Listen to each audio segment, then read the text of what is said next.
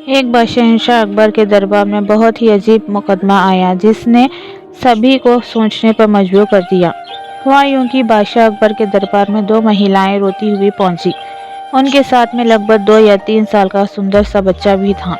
दोनों महिलाएं लगातार रो रही थी और साथ ही दावा कर रही थी कि बच्चा उनका है। सब समस्या ये थी कि दोनों शहर के बाहर रहती थी, जिस कारण उन्हें कोई नहीं जाता था। इसलिए ये बताना मुश्किल था कि उस नन्हे के बच्चे की असली माँ कौन है।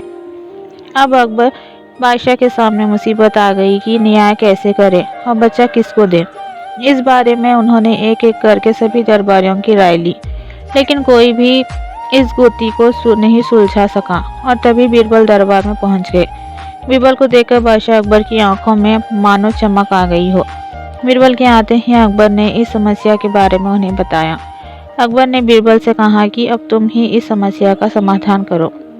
बीरबल कुछ सोचते रहे और फिर जल्लाद को बुलाने के लिए कहा।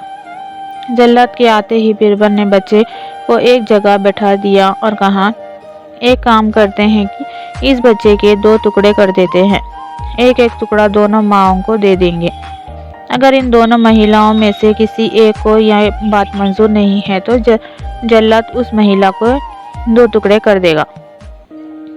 ये बात सुनते ही उनमें से एक महिला बच्चे के टुकड़े करने की बात मान गई और बोली कि उसे आदेश मंजूर है, वे बच्चे के टुकड़े को लेकर चली जाएगी। लेकिन दूसरी महिला बिलक बिलक कर रोने लगी और बोलने लगी, मुझे बच्चा नहीं चाहिए, मेरे 2 टुकड़े कर दो, लेकिन बच्चे को मत काटो, ये बच्चा दूसरी महिला को दे दो। ये देखकर सभी दरबारी मानने लगे कि जो महिला डर की वजह से रो रही है वही दोषी है। लेकिन तभी बीरबल ने कहा कि जो महिला बच्चे के टुकड़े करने के लिए तैयार है उसे कैद कर लो, वही मुजरिम है। इस बात को सुनकर वे महिला रोने लगी और माफ़ी मांगने लगी, लेकिन बादशाह अकबर ने उसे जेल में डलवा दिया।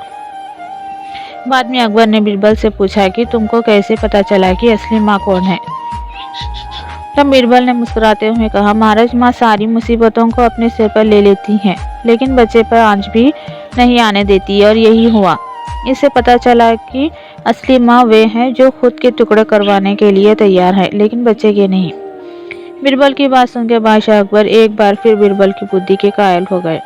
हमें कभी भी किसी दूसरे की चीज़ पर अपना हक नहीं जताना चाहिए, साथ ही हमेशा सच्चाई की ही जीत होती है और समझदारी से काम लेने पर हर समस्या का हल निकल जाता है।